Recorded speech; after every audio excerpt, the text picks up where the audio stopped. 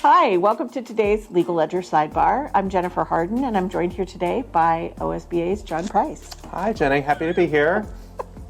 Thank you for gifting me with your presents. And on that topic, let's talk about gifts. Great joke.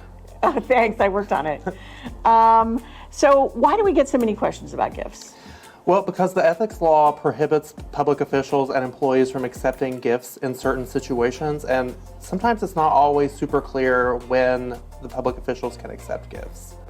Yeah, and that law applies to school board members and to most school district employees. Yes, except teachers, interestingly. Teachers are only covered by law if they have some sort of administrative or supervisory authority. Like a head coach who supervises other coaches. That's exactly what the Ethics Commission said in an opinion from 2001.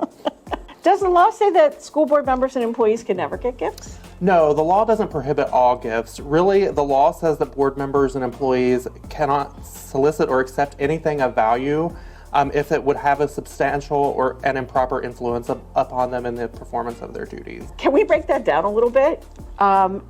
Anything of value means money, goods and chattels, promissory notes, warrants and checks, interest in future employment, and anything else of value. So anything of value means? Anything of value, right. Oh, great. Okay. Is there a dollar value cutoff on that? No, actually, interestingly, there's not a dollar amount in statute. The Ethics Commission has provided some guidance about when a thing is considered to be of value and when it's prohibited because it could have a substantial or improper influence. So we really just have to look for that guidance.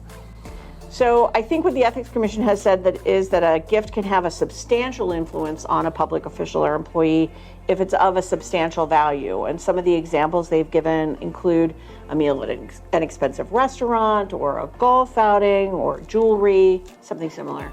Yes, and the gift can have an improper influence if it's from an improper source. So it's also important to look at that aspect of it. And improper sources include anyone who's doing or seeking to do business with your district, interested or regulated by the district. Exactly. So really what the board member needs to remember is they can't accept a gift if it meets the definition of both improper and substantial. So a board member can accept season tickets for the Buckeyes from a family member who doesn't have any relationship with the district, because that would be substantial in value, but not from an improper source. Exactly. And the board member could actually accept something like a paperback book or a pamphlet from a student, even though that student is regulated by the board member, because the paperback or pamphlet presumably is not of a substantial value. Exactly. But the board member or employee couldn't accept the season tickets from a student or a vendor, because that would be a gift that's both of a substantial value and from an improper source. Exactly.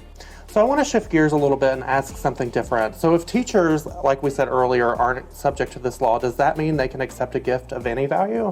Not exactly. Even though they're not subject to this law, they're subject to another law that prohibits them from receiving any kind of compensation except from the district for the performance of their duties.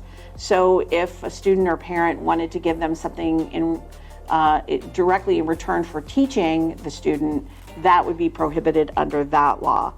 A modest gift from a student at the end of the school year isn't going to be a problem, but anything like cash or gift cards would be a problem if it's given as compensation. Another really important thing that board members and district employees should remember is that these actually are potentially criminal offenses. Both of these are first-degree misdemeanors punishable by up to a $1,000 fine and/or 6 months in jail if convicted. So this is serious business. Yeah, and if a person is convicted of soliciting or accepting supplemental compensation, that also has an additional penalty of a 7-year bar from holding public office, public employment, or any position of public trust.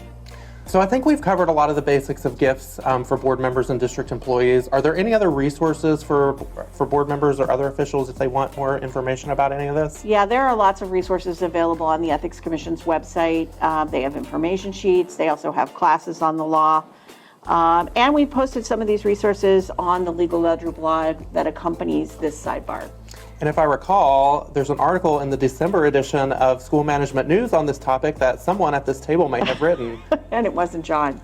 And anyone with general questions is always welcome to call any of us in OSBA's legal division. That phone number is 855-672-2529. When you're seeking legal advice, though, about a specific issue, reach out to your board counsel. So with all that covered, I just have one last question. Is this gift for me? It could be.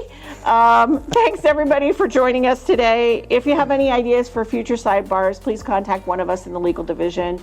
And have a great holiday season. See you soon. Bye.